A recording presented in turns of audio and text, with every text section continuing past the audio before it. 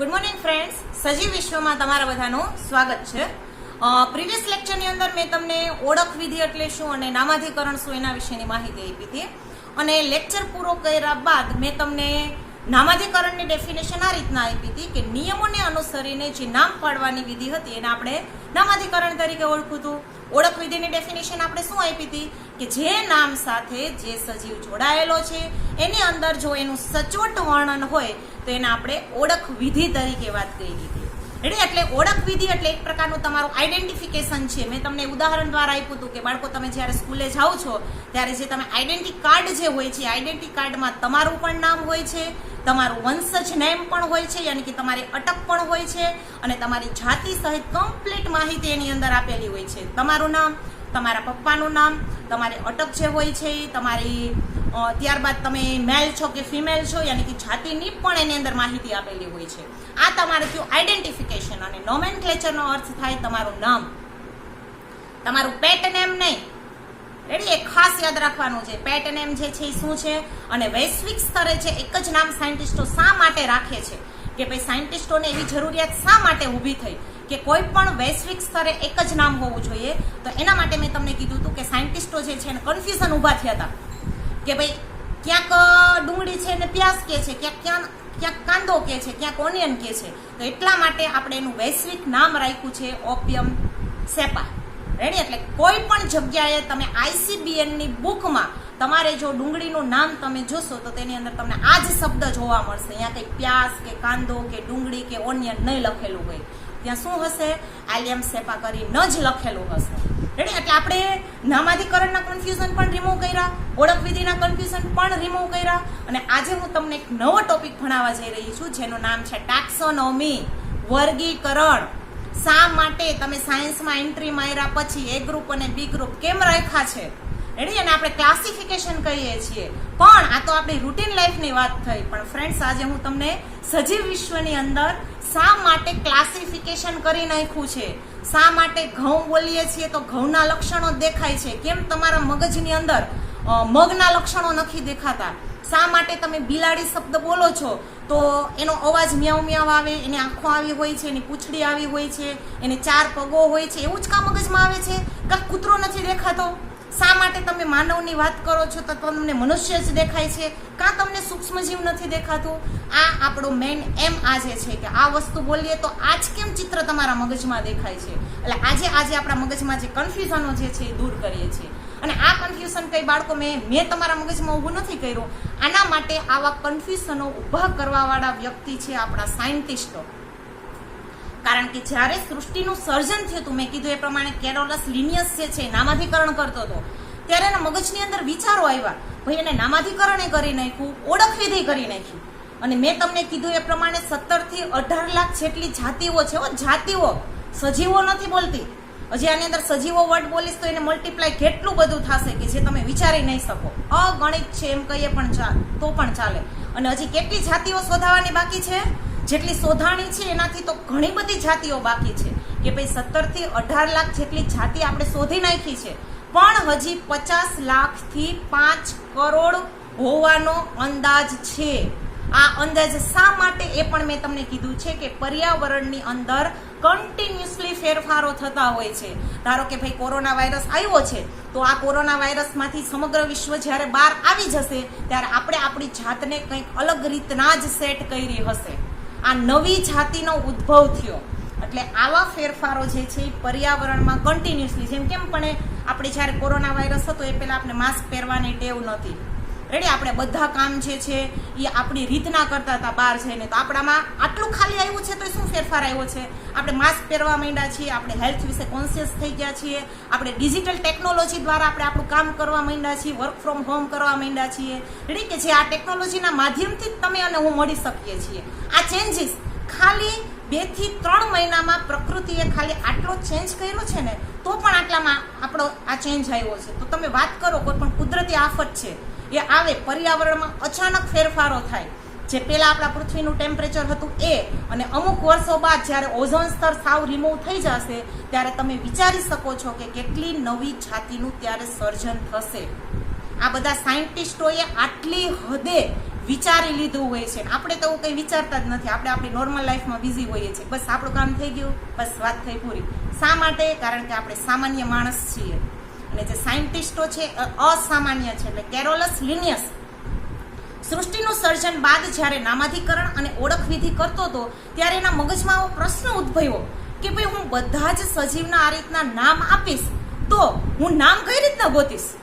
એના મગજમાં કન્ફ્યુઝન ઊભું થયું કે ભાઈ હવે ધારો કે બિલાડી છે તો બિલાડીની કેટલી બધી જાત હોય છે ને. હું તમને હાવ સિમ્પલ વાત, હાલો આ બિલાડીની વાત નથી કરવી, મનુષ્યની વાત કરું. ચલો એ તમને વધારે મગજમાં બેસશે હજી, કારણ કે આપણે દિવસના 24 કલાકમાંથી લગભગ 23 કલાક તો આ કાળા માથાવાળા માંડવી હારે જ માથા પછાડો છો તમે, બરાબર. બિલાડી તો ક્યારેક તમે જોઈ હોય તો તમે જોયું હોય, આને તો તમે રોજ કોન્ટેક્ટમાં આવો છો.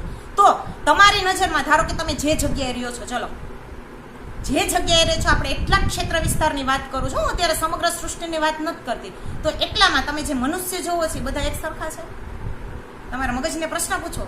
ખાલી હું તમારા ક્ષેત્ર વિસ્તારની જ વાત કરું છું. તમે માંગરોળમાં રહેતા હોય તો માંગરોળ, કેશોદમાં રહેતા હોય કેશોદ, જુનાગઢ, જે કોઈ, એઝ ફોર એક્ઝામ્પલ કેટલા મનુષ્ય જોવો છો?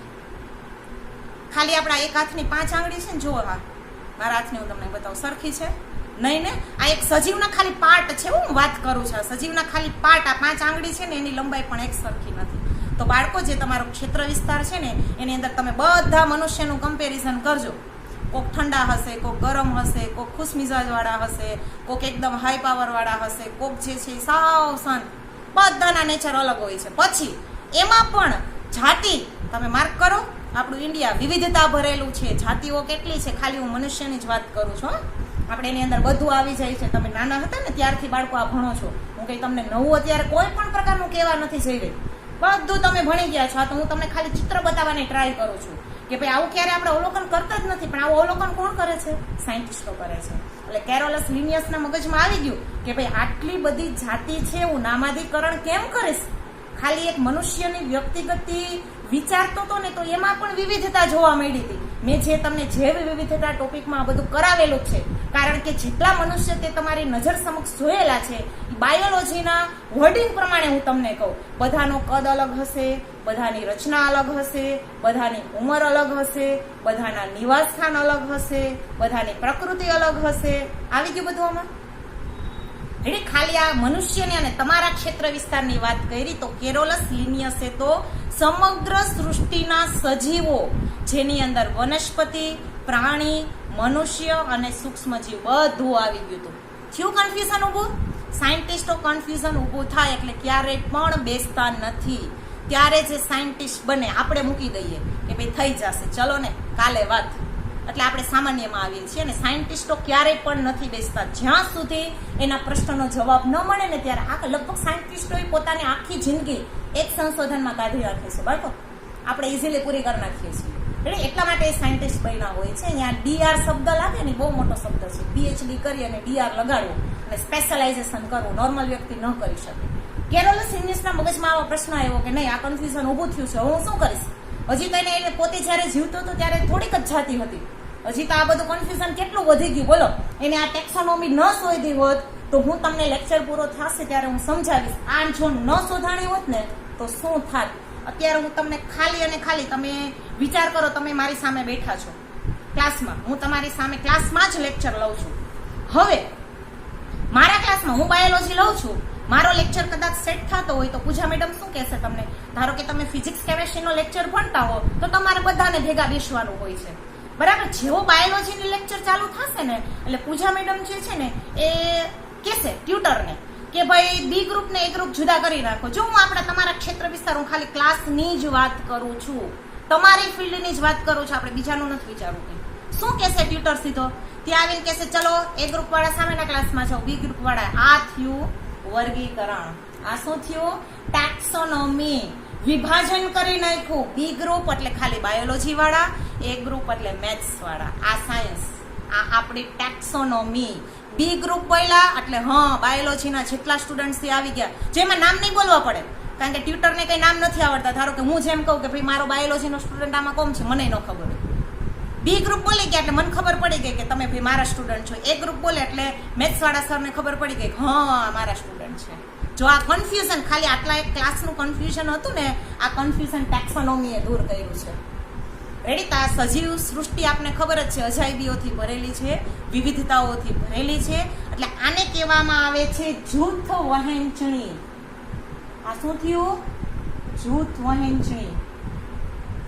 બી ગ્રુપ એટલે જૂથ થયું ને ભાઈ. બી ગ્રુપ એટલે જૂથ. બી ગ્રુપના કેરેક્ટરિસ્ટિક બોલો.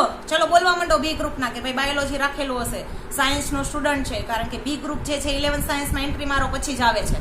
વિજ્ઞાન જે છે એની 3 શાખાઓ છે, કેમિસ્ટ્રી, ફિઝિક્સ, બાયો અને મેથ્સ. મેથ્સ વાળા જે છે આમ વહી ગયા. ફિઝિક્સ કેમિસ્ટ્રી જે છે એ મેથ્સ વાળા અને બાયોલોજી વાળા બેય ભણશે. જો આમ બધા કેરેક્ટરિસ્ટિક બોલી ગઈ.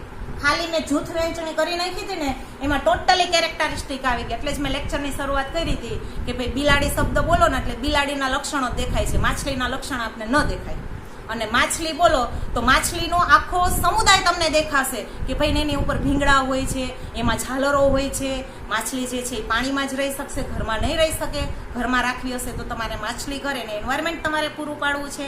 એટલે માછલી બોલું એટલે માછલીના લક્ષણો જ મારા મગજમાં ઉદ્ભવ પામશે, ક્યારે પણ કૂતરાના નહીં દેખાય. મનુષ્ય બોલું તો મનુષ્યના જ લક્ષણો દેખાશે, હાથ, પગ, મોઢું, બોલે છે, ચાલે છે, ખાય છે, પીએ છે, નહીં કે વનસ્પતિના. કારણ કે વનસ્પતિમાં શું હોય છે? મૂળ, પ્રકાંડ, પર્ણ, પુષ્પ, ફળ, બીજ આવું હશે. મનુષ્યમાં શું હોય છે? હાથ, પગ, મોઢું, ખાવું, પીવું ને કાળા માથાવાળો માનવી, બુદ્ધિશાળી જીવ.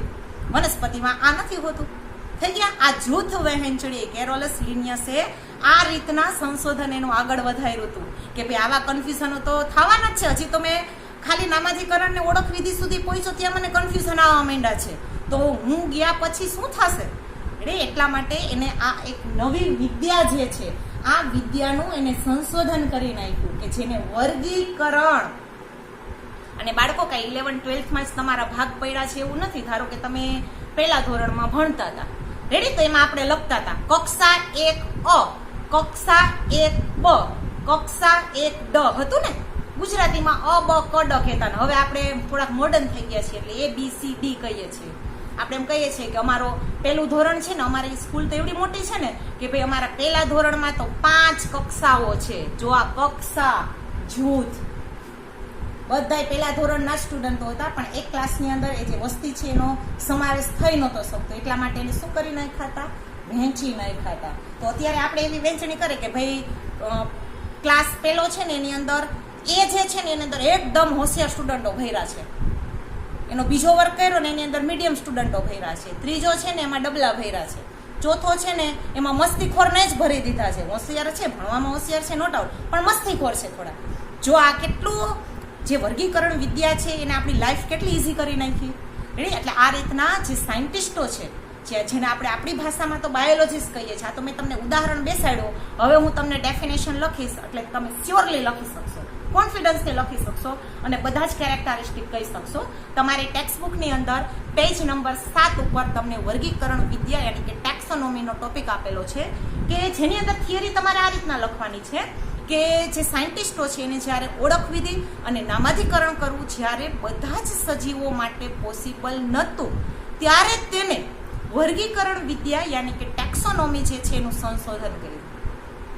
વર્ગીકરણ વિદ્યા જે એને આખી ટેક્સોલોજી કહીએ છીએ અને ખાલી વર્ગીકરણને આપણે શું કહીએ છીએ? ક્લાસિફિકેશન. જે ક્લાસિફિકેશન વર્ડ તો તમે બાળકો તમારી લાઈફમાં ઘણી વખત આવ્યો હશે, કાંઈ પહેલી વખત આ શબ્દ નથી આવેલો. પણ આ જે વિદ્યા છે એ કઈ રીતના બની એના વિશેની મેં તમને મિકેનિઝમ કીધું છે કે ભાઈ ઓળખ વિધિ અને નામાધિકરણ જ્યારે બધા જ સજીવોનું પોસિબલ નહોતું ત્યારે આ રીતના વર્ગીકરણ વિદ્યા છે એની શરૂઆત થઈ છે કે જેને આપણે જૂથ વહેંચણી તરીકે ઓળખવામાં આવે છે. હવે આ વર્ગીકરણ વિદ્યા જે છે એની અંદર જૂથ જે છે એને આપણે ટેક્સા તરીકે ઓળખીએ છીએ. સાદી ભાષામાં મેં તમને કીધું એ પ્રમાણે કક્ષા, રેડી? અને જૂથ વહેંચણી એટલે આપણી થાય ટેક્સોનોમી. મેં અહીંયા તમને ઇંગ્લિશ વર્ડ પણ સમજાવ્યા છે અને ગુજરાતી વર્ડ પણ સમજાવેલા છે. એટલે જૂથ વહેંચણી જે છે એને આપણે નામ આપી દીધું છે વર્ગીકરણ. જો મેં ઉપર એરા, નીચે એરા, શોર્ટકટ, આ છે મારો શોર્ટકટ. હવે પછી તમને કોઈ પણ પ્રશ્ન પૂછે, તમારી ટેક્સ્ટબુકમાં તમને જોજો એક બિલાડી વિશે કીધું છે કે બિલાડી તમે જોશો ને તો બિલાડી દેખાશે, નહીં કે કૂતરો. પછી હજી તમને એક આલ્સેશિયન વિશેની વાત કરી છે. What is the Alsatian dog? આમ તો આપણે બધાએ નામ સાંભળેલું જ છે. આલ્સેશિયન ડોગ જોયો હશે ને, તમારા મગજમાં હશે જ, કારણ કે આપણે બધા બહુ મોડર્ન જમાનામાં છીએ. બાકી યુટ્યુબ તો આપણી પાસે છે જ. બરાબર. આલ્સેશિયન ડોગ વિશેની માહિતી તમે જ્યારે યુટ્યુબમાં તમે જ્યારે સર્ચ કરશો, કારણ કે આપણે નવરાત છીએ, લેક્ચરો જોતાં આપણે લેક્ચર તો લગભગ જોતાં શું કરીએ છીએ તમને બધાને ખબર જ છે, મારે કંઈ એમાં કહેવાની જરૂર નથી, બરાબર. એટલે આલ્સેશિયન વિશેની માહિતી આવે ને તમે જ્યારે ટેક્સ્ટ બુક રીડ કરતા હોય ત્યારે તમે યુટ્યુબમાં સર્ચ મારજો, ક્રોમમાં જઈને આલ્સેશિયન, એટલે તમને જર્મન શેફર્ડ વિશેની માહિતી આપશે. એક પ્રકારનો કૂતરો જ છે, પણ કૂતરાની પણ અલગ અલગ જાતિ હોય છે, જે મનુષ્યની મેં કીધું એ પ્રમાણે કેમ જાતિ હોય છે એમ કૂતરાની પણ હોય. એની અંદર એટલે તમને ટેક્સ્ટ બુકમાં આ વર્ડ વાપરેલો છે કે જે આલ્સેશિયન ક્વેશ્ચન પૂછેલો છે કે આલ્સેશિયન શું છે, તો મેં આલ્સેશિયનનો જવાબ તમને આપ્યો કે આલ્સેશિયન જે છે એ કૂતરાની જાતિ છે. જ્યારે આલ્સેશિયન શબ્દ તમને સંભળાય એટલે તમારા મગજમાં કૂતરો જ આવશે. આ આલ્સેશિયન શબ્દ જે છે એ જર્મન શેફર્ડ શબ્દ ઉપરથી આવેલો છે.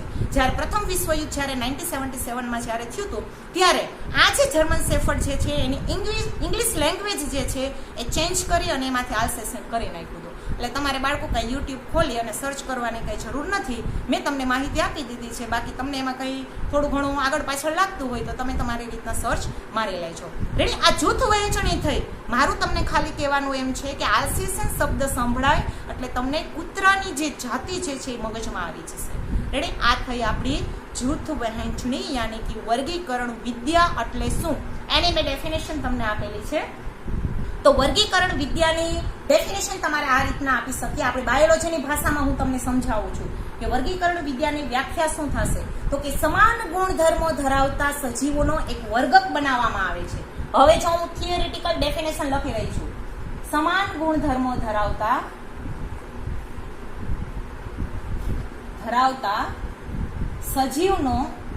સજીવના જૂથ બનાવી, જૂથ યાની કે કક્ષા, કે જેને ઇંગ્લિશમાં મેં નામ આપ્યું છે ટેક્સા. મેં નથી આપેલું, સાયન્ટિસ્ટોએ જ આપેલું છે, એ તમને કહી દઉં પહેલા.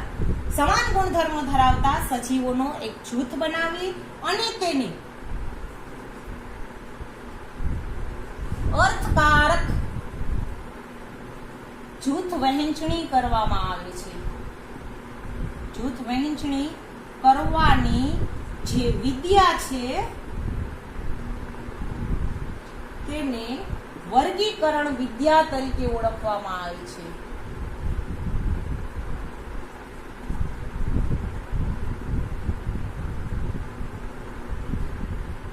રેડી. તો આ મેં તમને સમજાવ્યું વર્ગીકરણ યાની કે ક્લાસિફિકેશન એટલે શું, કક્ષા યાની કે ટેક્સા એટલે શું, અને ટેક્સોનોમી એટલે શું. મેં જો 3 ડેફિનેશન તમને આપી છે. વર્ગીકરણ યાની કે ક્લાસિફિકેશન, વર્ગક યાની કે કક્ષા યાની કે ટેક્સા, સમાન ગુણધર્મ ધરાવતા સજીવનો એક જૂથ.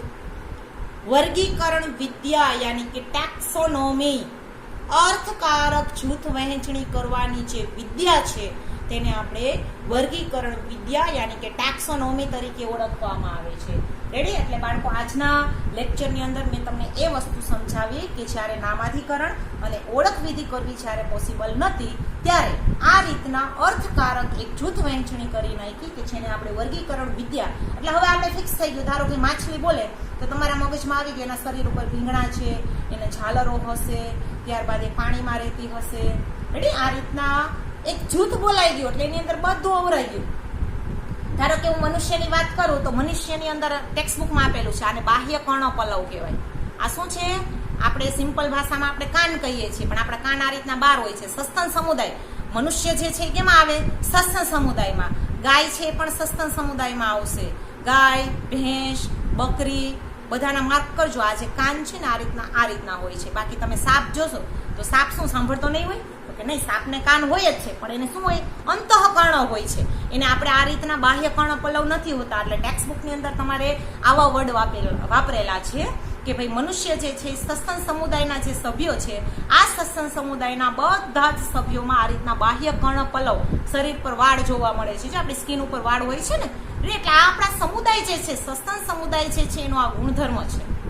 એટલે આ રીતના કોઈ પણ સમુદાય હવે બોલાશે ને એટલે એ સમુદાયના ગુણધર્મો જે છે એ ફટાફટ તમારા મગજમાંથી બહાર નીકળવા માંડશે.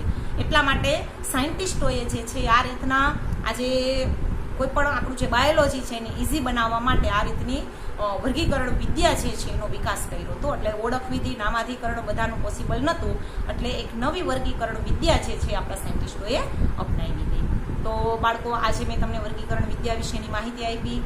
આજનો લેક્ચર જે છે હું અહીંયા ઓવર કરું છું. આપણે નેક્સ્ટ પાછા મળીશું. Thank you.